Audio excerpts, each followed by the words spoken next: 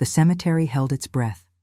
Rain fell like tears the sky could no longer contain, each drop striking the mahogany casket with a sound like accusation. The mourners stood in perfect, practiced silence, aristocrats in black silk, their faces carved from marble and indifference. They had come to bury Victor Draken, the Vampire King's only son, and with him, the hope of an empire that had endured 5 centuries in shadow. Mira Valdez was not supposed to be here. She stood at the periphery, her hands trembling, her dark eyes fixed on the casket as the gravediggers began their descent into the earth. Her dhampir nature, half vampire, half human, made her invisible to most of them, a footnote in a bloodline that mattered. But she was not invisible to herself. She was not invisible to what she knew. The hole in the ground grew wider, deeper, eternal. Victor had been dead for 3 days, or so the letter had claimed. A hunter's blade, they said. Silver through the heart, they whispered. Final, irrevocable, complete. But Mira could feel him. The bond between a dhampir and a vampire ran deeper than blood. It was woven into the marrow, into the spaces between heartbeats, into the corners of consciousness that rationality could never quite reach. And that bond was singing, a frequency of desperate broken life that no amount of soil could muffle. She had tried to ignore it. For 3 days, she had tried. She had attended the vigil in the Draken mansion, watched his father, the king himself, ancient and terrible, stand motionless before his son's body. She had seen no flicker of doubt in those crimson eyes, seen only the terrible certainty of finality. But certainty, Mira had learned, was often just another word for blindness. She moved forward through the crowd, her movements fluid, deliberate. No one stopped her. A dhampir at a vampire funeral was like a ghost at a wake, acknowledged but not truly seen. The rain intensified, and the gravediggers worked faster, eager to finish their unholy task. The casket touched bottom, and Mira felt it, a surge of consciousness, desperate and clawing, like something drowning in reverse, like something buried alive inside his own stillness. Stop! The word left her throat before thought could catch it. Her voice was small against the storm, against the weight of centuries that pressed down on this cemetery like a stone. No one heard. She took another step forward, pushing through the mourners.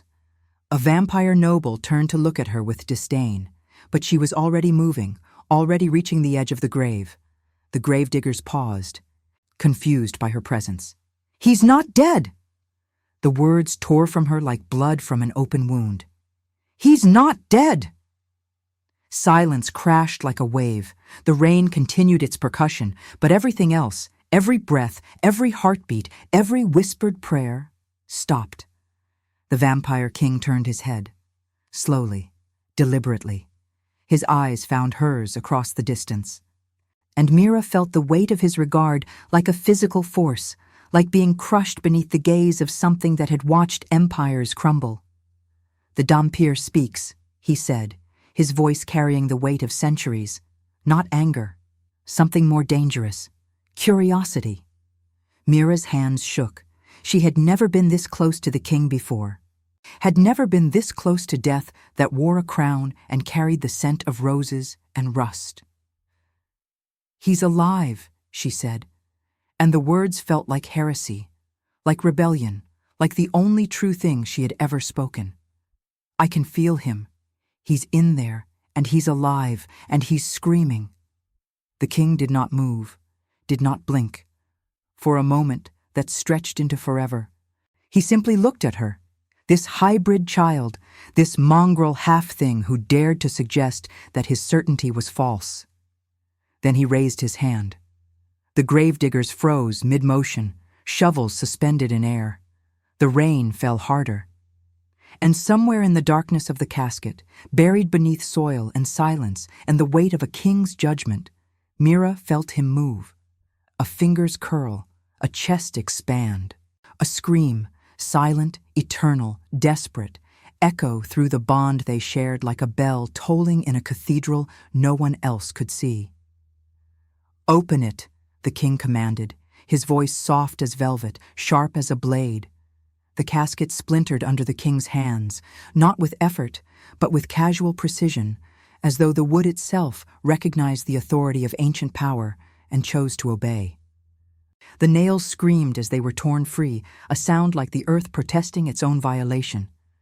Inside lay Victor Draken, and he was not dead. He was worse than dead. His body was a monument to suffering. The silver blade had carved through his chest, leaving a wound that had not healed, could not heal. The metal remained embedded in his flesh, drawing out the immortality that was his birthright, turning it into a weapon that worked from within. His skin held the pallor of a corpse, but his eyes, those terrible, luminous eyes, were open and aware, conscious, screaming silently into the void of his own paralysis. The king knelt beside his son, and for the first time, Mira saw something flicker across that ancient face. Not love, exactly. Vampires did not love the way humans did, but something older, something that predated emotion and entered the realm of possession, of legacy, of the burning need to deny death its dominion. "How long?" the king asked, his fingers hovering over the silver blade. Victor's mouth moved, but no sound came. The silver was preventing him from speaking, from moving, from being anything but a consciousness trapped in amber. His eyes shifted, barely, incrementally, toward Mira. The king followed his gaze. "You," he said, and the word fell like judgment. "You will remove it." Mira stepped forward, her legs moving despite the terrified logic screaming through her mind. A dhampir removing a blessed silver blade from a vampire's body was forbidden, not by law, but by something older than law. By the natural order that kept the races separate, the boundaries distinct, the bloodlines pure. "I cannot," she whispered. "You will," the king said, and there was no negotiation in his voice. "Or I will assume you knew of this assassination and allowed it to proceed, and I will ensure that your death is a meditation on regret." Mira knelt beside Victor. Up close, she could see the decay at the edges of the wound, not rot, but something worse. The slow dissolution of immortality, the turning of eternal life into eternal torture. She could feel his consciousness pressing against hers through the bond, desperate and drowning. "Please," his silence screamed.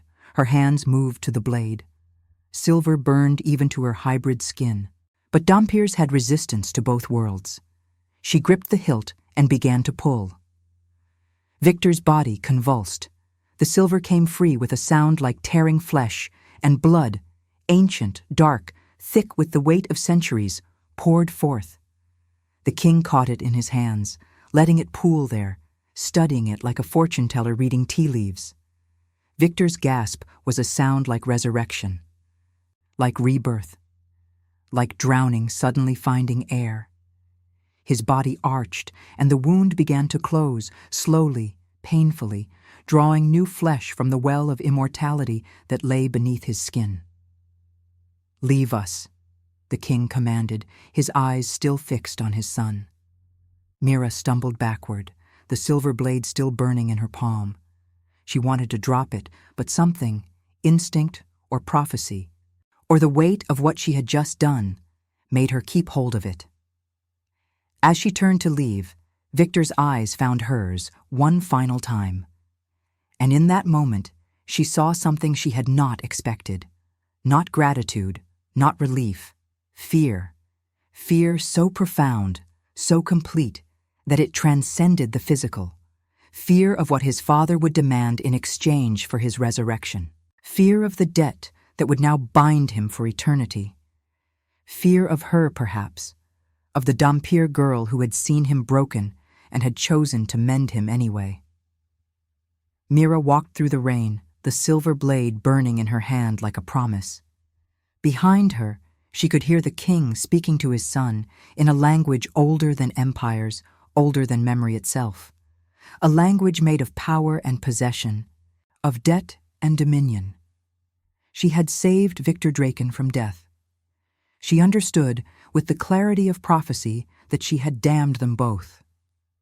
The mansion loomed like a heart, all dark stone and bleeding windows. Mira had been summoned 3 days after the resurrection, 3 days during which she had moved through the world as though watching it from behind glass. The bond with Victor had changed since that moment in the cemetery. It was sharper now, more intricate, like scar tissue forming over an open wound. The king's chambers occupied the highest tower. Mira had never been here before. Few ever had and lived to describe it. The walls were lined with books written in languages that predated speech, and paintings that seemed to shift when you weren't looking directly at them. At the center stood the king upon a throne of black marble, and beside him, in a chair that was not quite a throne but not quite a seat, sat Victor. He was clothed now, restored to something approximating health, but his eyes carried the geography of suffering. He did not look at Mira when she entered. Could not, perhaps. "You performed a service," the king began, his voice carrying the weight of absolute authority. "The removal of sacred metal from immortal flesh. A transgression, had I not authorized it. A mercy, now that it is done." Mira said nothing. The room held its breath. "In the old laws," the king continued, "such a service demands payment. Blood for blood, life for life. A binding that cannot be broken." "I ask for nothing," Mira said quickly, understanding the danger in obligation. "The blade was yours to command. I was merely—" "You will take a position in this household," the king interrupted, his eyes glowing with the intensity of ancient will. "You will serve as a companion to my son. You will ensure his recovery is complete. You will be his link to the human world, that part of him that he inherited from his mother that he has always despised." Victor's hands clenched. Still, he said nothing. "And in return," the king said, smiling with teeth like gravestones, "you will be protected, fed, granted access to our libraries, our knowledge, everything a half-blood such as yourself could possibly desire. Everything except choice," Mira thought. "How long?" she asked. "Until I am satisfied," the king said. It was not an answer, it was an eternity. The king stood, and the audience was over. Mira found herself dismissed with a gesture, but before she could leave, she heard Victor's voice for the first time since the resurrection. "I owe you nothing," he said quietly, not to her, to his father. "What you have done is enslavement, not salvation." The king's laugh was like breaking glass. "You owe me everything, my son. You always have. At least now you have the courage to acknowledge it." Mira was led through corridors by a servant to Victor's chambers. The rooms were sparse, a library, a bed, a window overlooking the estate. On the desk lay a single object, the silver blade she had held in the cemetery, polished now, gleaming like a mirror. A message, she understood, a reminder. She touched it, and pain bloomed through her palm, but she did not let go. The burned flesh would heal. The bond would not. That night, unable to sleep, Mira walked the mansion's halls. She found herself at Victor's door without choosing to.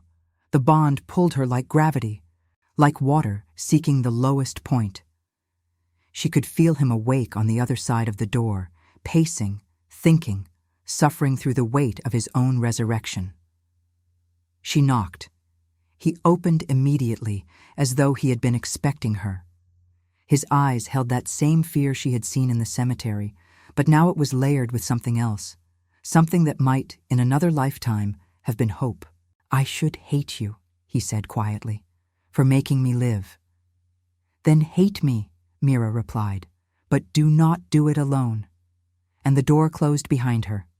"And now I invite you to leave a trace of your presence in the comments. Tell us where in the world you're watching from, and the exact hour you hear this story. We wish to know how far these immortal confessions travel, and at what moments of the night they find you." The library stretched 3 stories, its spine formed from the collected knowledge of 1,000 years. Mira had spent the past month here, ostensibly cataloging texts, but truly learning the language of immortality through its written form. Victor came to find her among the oldest volumes, those bound in leather that might have once been human, might still be if one chose not to ask too many questions. "My father believes you are teaching me to feel human again," Victor said, running his fingers along the spines. "He is wrong. You are teaching me to remember humanity. There is a difference." "What is the difference?" Mira asked. "Feeling means you still have hope," Victor said quietly. "Memory is just grief with a calendar attached." He was thinner now, as though the resurrection had burned through his reserves. The silver had not just wounded him, it had severed something essential. He could feed, could move, could exist, but there was a hesitation to it all, as though part of him remained buried in that casket. "Tell me why you screamed," he said, sitting across from her. "In the cemetery. You were not bonded to me then, not truly. You could have walked away, let the king believe you were mad. Why did you intervene?" Mira considered lying, but the bond between them had grown too intimate for lies to survive. "I felt you dying," she said, "and I could not bear the silence." Victor closed his eyes. "The silence is better. You will learn that, eventually. All immortals do." "Then why do you speak to me?" Mira asked. "If silence is mercy?" He opened his eyes, and they were full of something that looked like prayer. "Because I am afraid that if I stop, you will disappear, and I have learned that fear is the only thing that proves we are still alive." That night, Victor asked her to do something forbidden. He asked her to read his memory. Dhampirs possessed a rare gift, the ability to consume vampire blood and access the centuries locked within it. It was considered a violation, an intrusion into the most sacred part of an immortal's existence. But Victor offered his wrist without hesitation, and Mira understood this was an act of surrender, of trust, of the kind of intimacy that transcended the physical. She bit down, and the world exploded. She saw a child, red-haired and golden, laughing in a garden that had not existed for 300 years. She saw a woman with his eyes, his mother, who had been human, who had loved a vampire king and paid the price of it.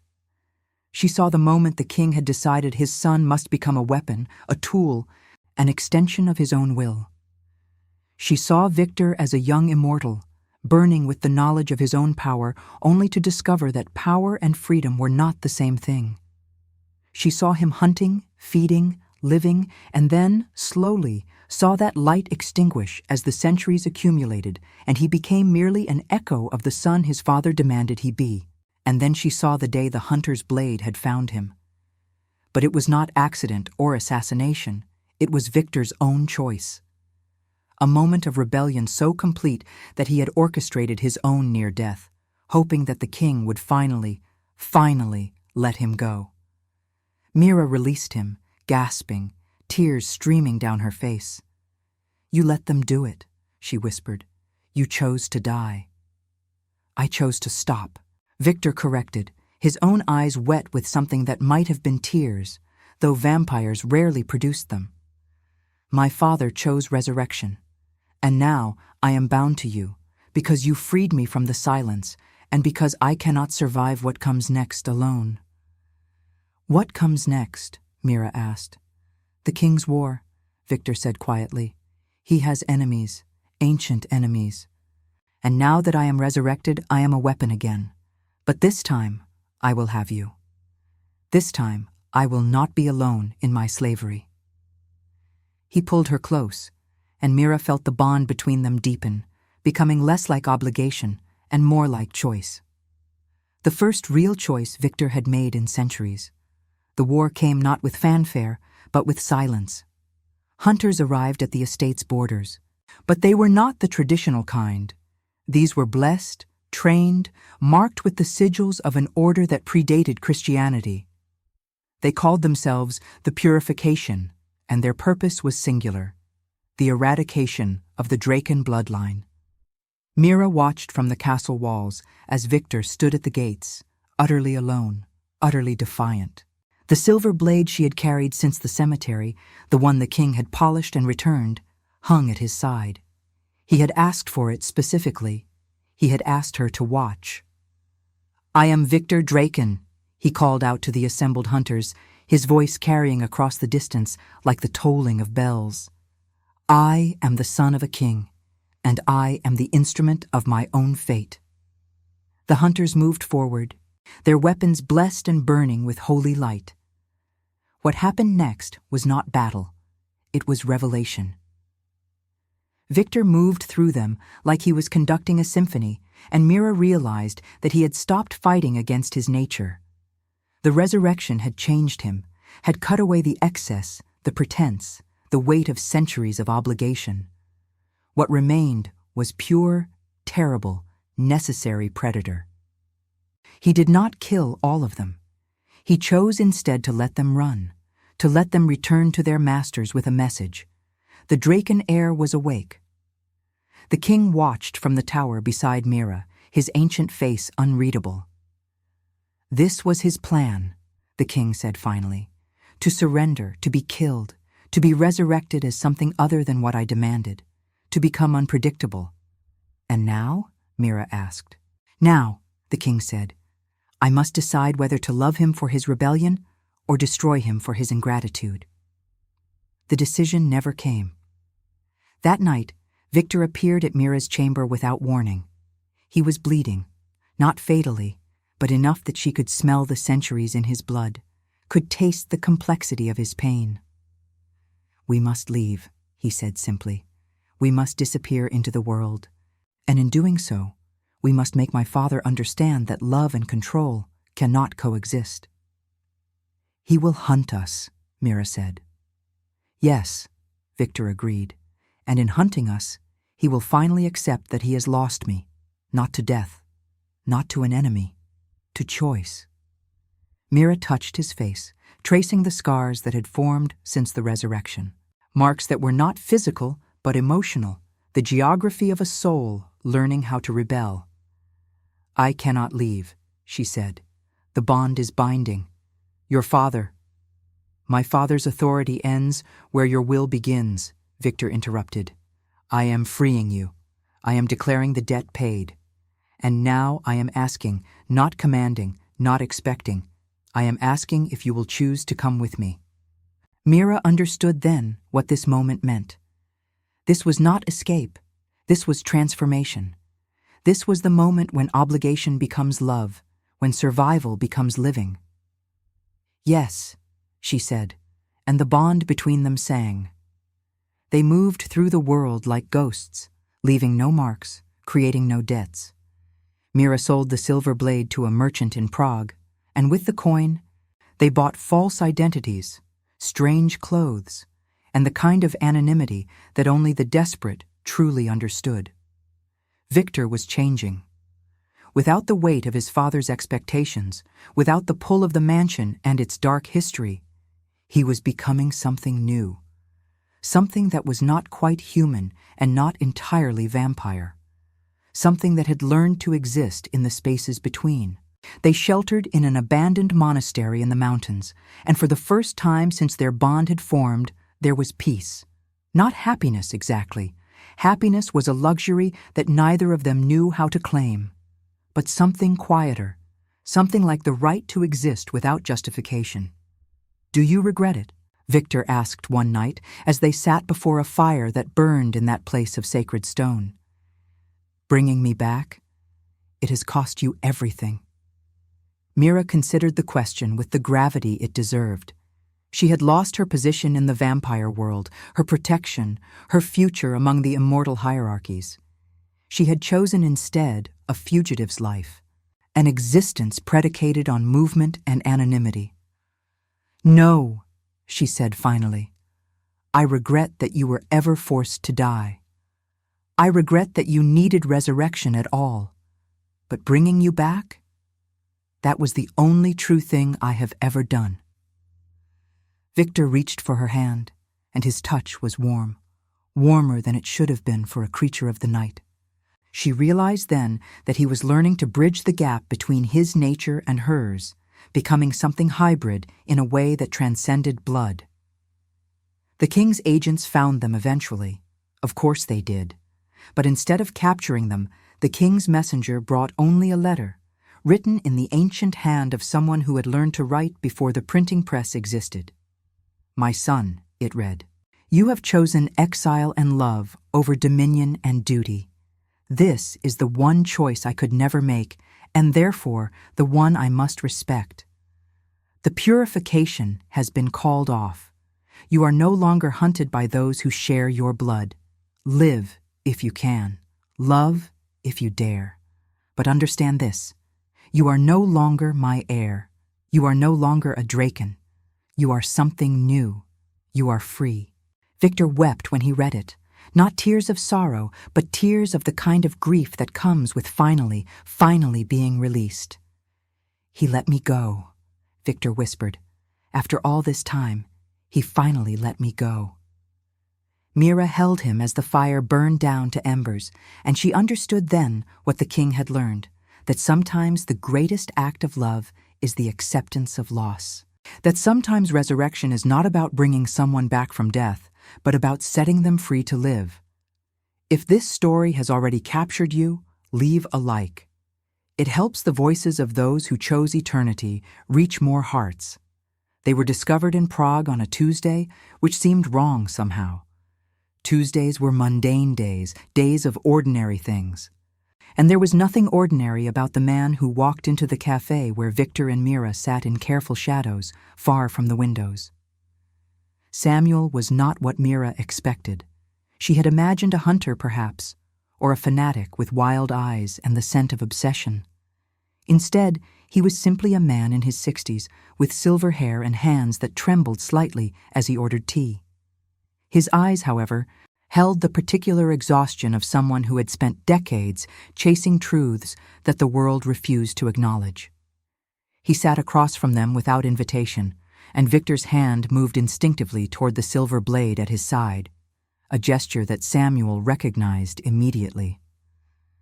"I am not here to harm you," Samuel said quietly, his accent placing him somewhere in Eastern Europe, somewhere with history written into its very geography.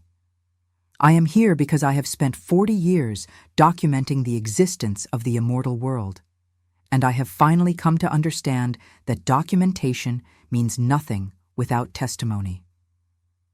"You are a hunter," Victor said, not a question.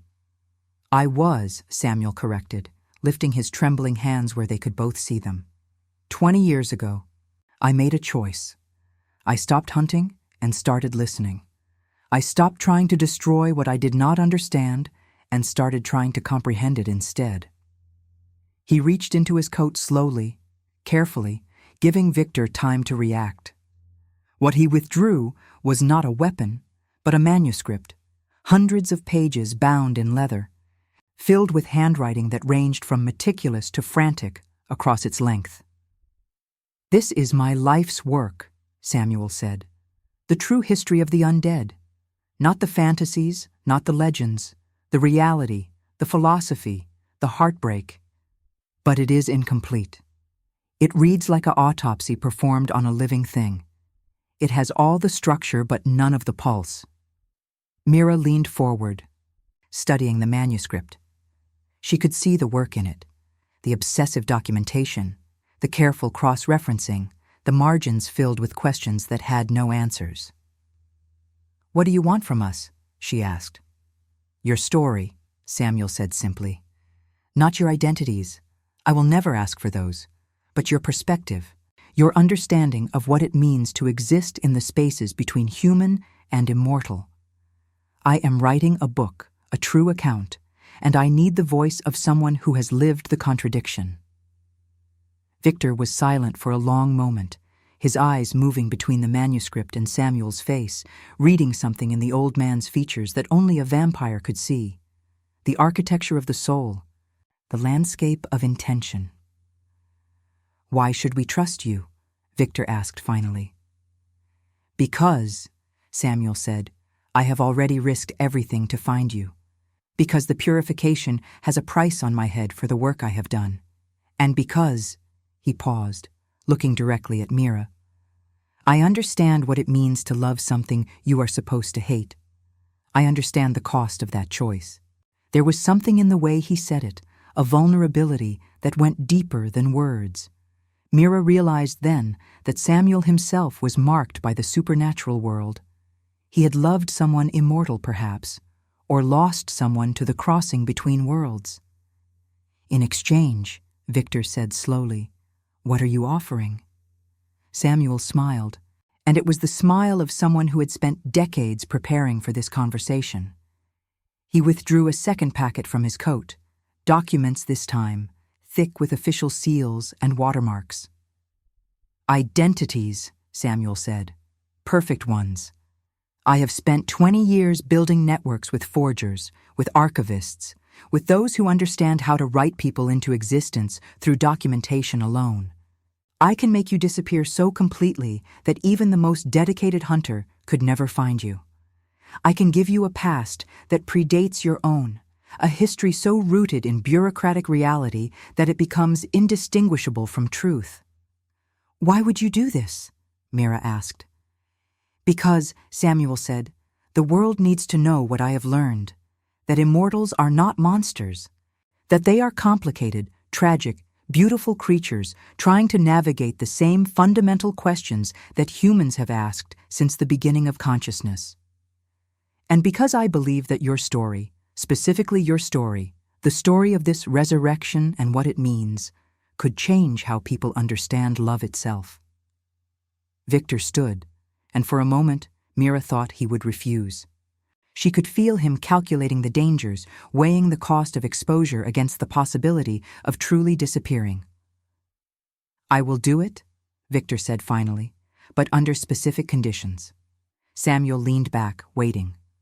"First," Victor continued, "you will tell the story of the resurrection, not hidden, not euphemized. The dhampir girl who heard me screaming in death itself and chose to pull me back. The fact that she saved me when she could have walked away. Second," Victor continued, his voice taking on the weight of ancient authority, "you will make clear that this was not predestined, that it was not fate or destiny. It was choice, conscious, difficult, terrifying choice, my choice to nearly die. Her choice to resurrect me. Both of us choosing, moment by moment, to remain bound despite the cost. Third," and here his voice softened in a way that made Mira's heart constrict, "you will make it clear that I loved her before I understood what love meant, that she was not my salvation. I was already damned and content in my damnation. She was my awakening. She was the moment when I realized that existence without connection was not survival. It was slow suicide." Samuel was writing notes now, his hands steadier than they had been, as though the act of documenting was healing in itself. "There is one more thing," Samuel said, looking up. "The book will be published under a pseudonym. It will be distributed through channels that are not entirely legal. It will become a kind of secret text, something that those who need to find it will find, and those who do not believe will dismiss as fiction. This protects you, but it also means that your story will belong to something larger than yourself. It will become myth. It will be misinterpreted, transformed, retold. Are you comfortable with that?" Victor looked at Mira, and she saw in his eyes the same question that was forming in her own mind. Would immortality through narrative be enough? Would becoming myth satisfy the hunger to be remembered, not as legend, but as real? "Yes," Mira said, because she understood something that Victor did not yet. She understood that her time was limited in a way that his was not. She understood that becoming myth was the only immortality available to her. That night, after Samuel had left with Victor's agreement and the details of how they would meet again to begin the interviews, Mira stood at the window of their safe house and watched the rain beginning to fall over Prague. "Why did you agree?" she asked Victor, though she already knew the answer. "Because," he said, coming to stand beside her, "I wanted to ensure that when you died, and you will die, Mira, we both know this, you would not be forgotten. I wanted to give you a kind of immortality that transcended blood and time." Mira leaned against him, and she felt the truth of what he was saying. He was not trying to save her from mortality. He was trying to transform her death into a kind of eternal presence, a voice that would echo through centuries via the medium of story. "When I read our story," she said quietly, "will you still remember me? Or will I become just another character in a narrative?" Victor took her hand and pressed it against his chest, over the scarred tissue where his heart beat with the rhythm of immortal blood. "I will remember you in every moment," he said. "I will remember the precise texture of your skin when you first touched me. I will remember the way you smelled of rain and determination in that cemetery. I will remember the exact pitch of your voice when you screamed that I was not dead. And even if the world forgets, even if our story becomes so transformed by retelling that we are unrecognizable, I will still know the truth. I will know that you loved me when I was nothing but a curse, and that your love was the only resurrection that ever truly mattered." Over the following months, they met with Samuel regularly. The interviews were intense, often painful, requiring Victor and Mira to excavate the deepest parts of their bond and expose them to scrutiny. Samuel asked questions that seemed to pierce the veil between the material and the spiritual, questions about what it meant to choose each other, what it meant to accept mortality or immortality as a consequence of love rather than as a given. Mira watched Victor transform through these interviews. The man who had been trapped in the mansion, the man who had orchestrated his own near death, began to understand his own story through the act of telling it. He began to see the resurrection not as trauma, but as transformation. He began to understand that his father's release of him had been not an act of cruelty, but an act of love. The terrible, difficult love of someone learning to accept the autonomy of another. And Mira, in telling her part of the story, began to understand that her intervention in the cemetery had not been accident. It had been vocation. She had been drawn to Victor's screaming in death because that was her purpose, not to love him, but to witness him, not to save him, but to ensure that his salvation meant something. The silver blade became central to the narrative that Samuel was constructing. It appeared first as a weapon of murder, then as an instrument of resurrection, then as a symbol of the costs of both. Samuel understood, through his interviews with Victor, that the blade represented something crucial: the transformation of trauma into meaning. "The blade almost killed him," Samuel wrote in his notes, which Mira glimpsed one evening. But in nearly killing him, it revealed something essential about the nature of immortality. An immortal, without the possibility of death, is not truly alive. He is merely persistent. But the moment Victor faced genuine mortality, the moment the silver began to dissolve his immortality from within, he became real in a way that centuries had never managed. And in Mira's part of the story, Samuel found something equally profound. The dhampir girl does not save the vampire through love. She saves him through attention. She hears him screaming in death and refuses to let that scream go unanswered. She does not rescue him because she loves him. She has not yet earned the right to that emotion. She rescues him because she cannot bear the silence. She rescues him because she is fundamentally incapable of allowing suffering to exist unwitnessed. As the manuscript took shape, Victor and Mira began to understand what was happening. They were not simply telling their story. They were creating the conditions for their story to transcend them. They were becoming characters in a narrative that would outlive them both, that would be misinterpreted and retold and transformed, but would never be entirely forgotten. Mira felt her body beginning to slow as the months turned into seasons. The aging process accelerated, as it sometimes did in dhampirs, as though her half-mortal blood was suddenly remembering that it had an expiration date. She did not fight it. Instead, she moved through the deterioration with a kind of grace, understanding that this was the final chapter of her own narrative, the descent that would eventually reach its necessary conclusion. Victor loved her more fiercely as her mortality became undeniable. He held her through the nights when pain became too much. He read Samuel's manuscript to her, listening to the way their story sounded when transformed into prose, when filtered through another consciousness. And he began to prepare himself for the inevitable moment when her hand would slip from his and would not return.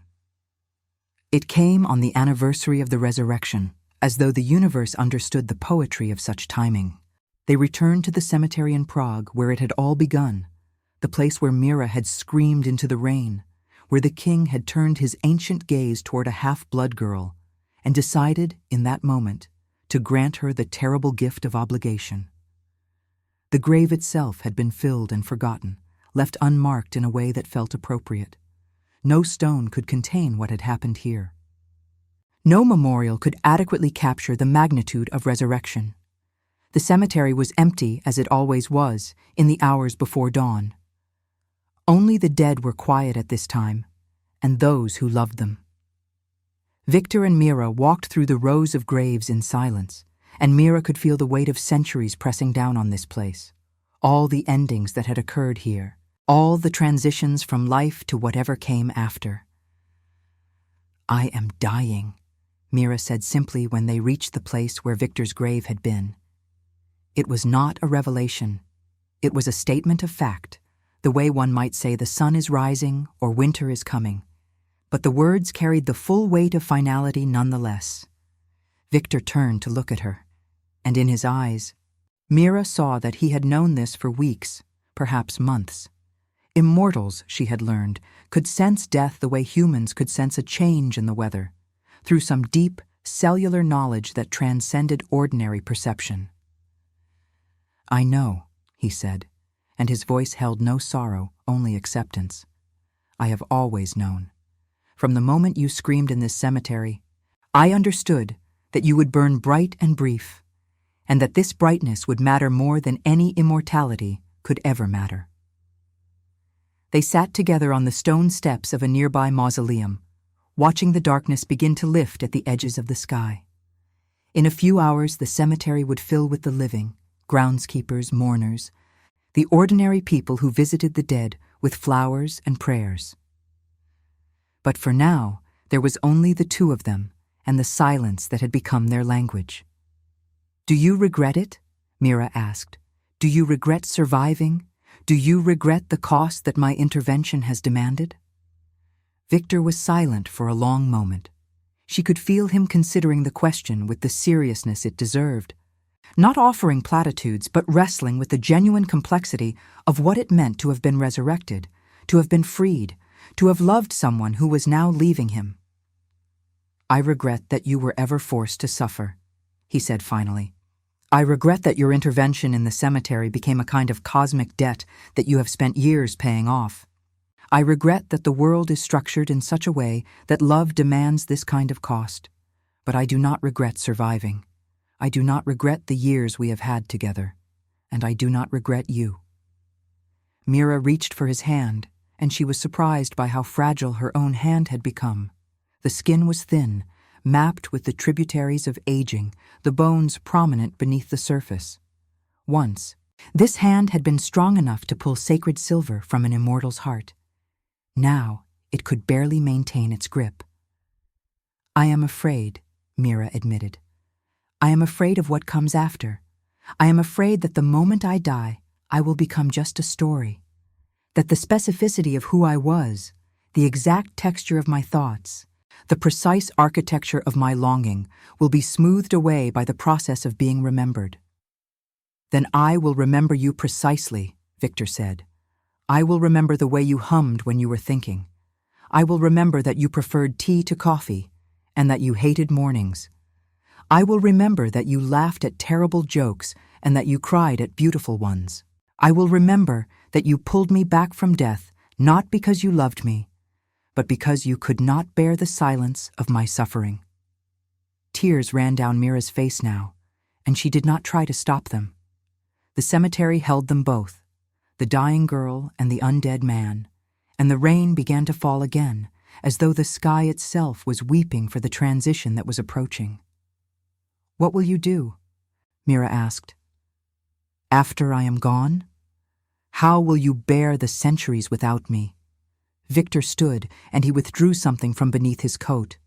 It was the silver blade, the one that had pierced his heart, that had nearly destroyed him, that had become the symbol of everything that had transpired between them. In the increasing light of dawn, it gleamed like captured starlight. "I will carry this," he said. "Every day I will carry this blade, and I will remember what it felt like to nearly die. I will remember the moment when I was so close to eternal oblivion that I could taste it. And I will remember that it was your screaming that pulled me back from that edge." He pressed the blade against his own chest, over the scarred tissue where his heart beat with immortal blood. For a moment, he simply held it there, and Mira understood what he was asking for. "No," she said. "Yes," Victor replied. "I will not follow you into death. I am not capable of that final choice.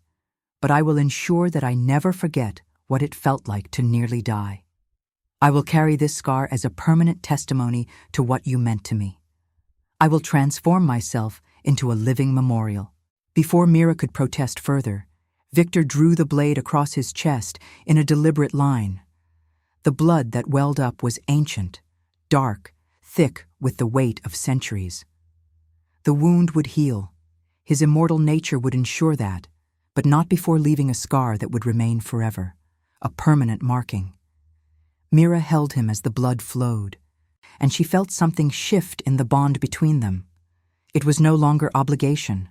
It was no longer debt. It was simply two souls choosing each other at the moment of final separation, choosing to ensure that the choice would be remembered. "I love you," Victor said, and the words seemed to contain all the complexity of their relationship. The miracle and the cost, the redemption and the damnation, the resurrection and the inevitable return to silence. "I love you," Mira replied, "and I will wait for you on the other side of death, if there is an other side.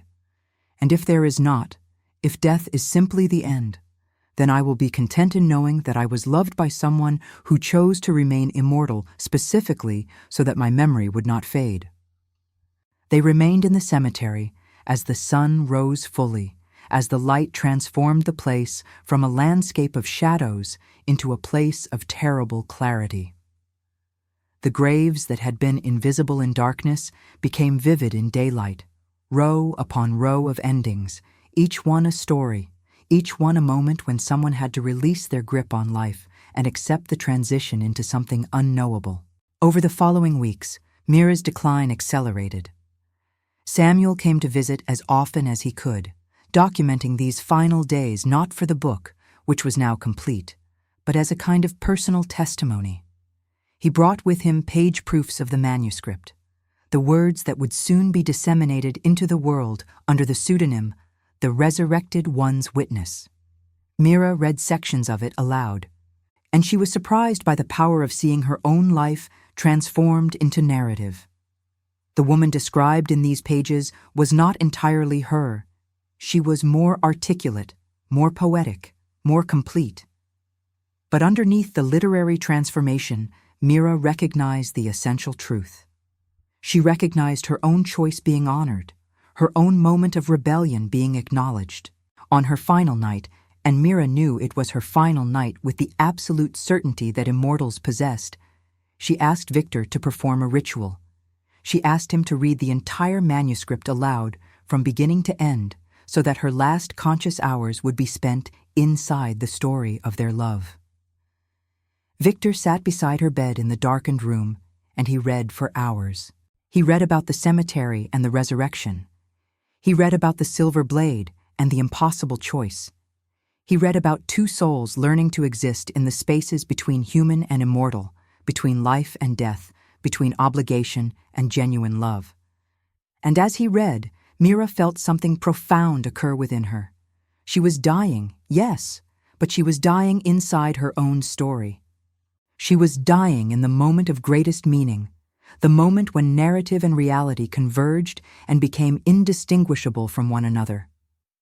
When Victor reached the final pages, the ones that Samuel had written about what it meant to love across the boundary between mortality and immortality. Mira closed her eyes and felt peace. Not the absence of pain, but the presence of purpose. Not the ending of suffering, but the transformation of suffering into meaning. "I love you," she whispered as the words dissolved and her breathing became shallow, as the weight of her body seemed to lighten and her consciousness began to slip towards something vast and unknowable. "I will remember you," Victor replied, and his voice carried the weight of eternity itself. "I will remember you precisely, completely, eternally. Your story will not end because I will not stop telling it. Every person who reads these words, every person who hears our story, retold and transformed and passed from one soul to another, they will know you. They will understand what you meant. They will understand that you were not a secondary character in my redemption. You were the entire point. You were the reason resurrection mattered at all."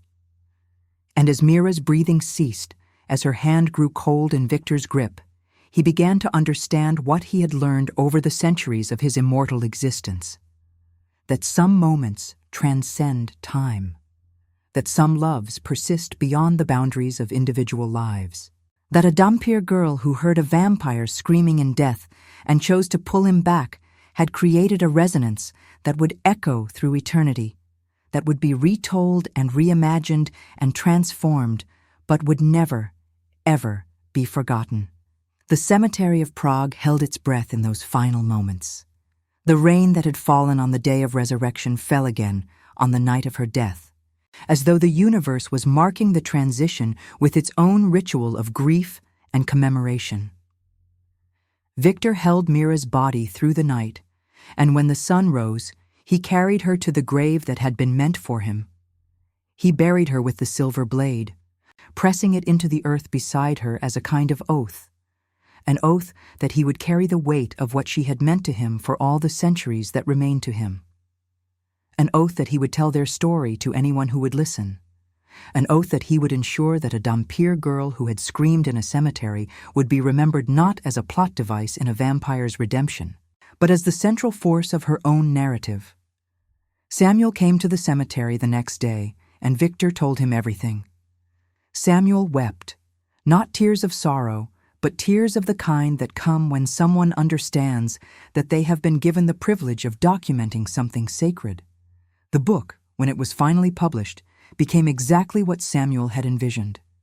A secret text, a narrative that found its way into the hands of those who needed to find it. It was misinterpreted by some, transformed by others, but its central truth remained immutable. That love was not a luxury for those who lived forever, but a necessity. That connection was not optional, but vital. That the moment a vampire chose not to be alone was the moment he truly became immortal, not through blood, but through being remembered. Years passed, decades, centuries perhaps. Victor moved through the world carrying the scars of his resurrection, carrying the memory of a girl who had screamed in a cemetery and changed the fundamental architecture of his existence. He never spoke of Mira directly to anyone. Her anonymity in the narrative remained absolute, but everyone who knew him understood that his choices were driven by her absence, that his endless work preserving and protecting the vulnerable was a kind of tribute to the person who had once preserved him. And in the narrative that had been born from their love, Mira lived. She lived in the precise description of a dhampir's touch. She lived in the moment of resurrection, in the imagery of cemetery and rain. She lived in every person who read the story and understood for the first time that love across impossible boundaries was not a weakness, but a transcendence. She lived in the choice she had made, the choice to answer a scream in the darkness, the choice to pull someone back from death, the choice to say yes when the king commanded her service, but to mean yes only to her own heart, her own will, her own impossible, inexplicable, eternal love. Every immortal was once someone who chose not to die, Victor had learned. But he had learned something deeper in the years after Mira's death.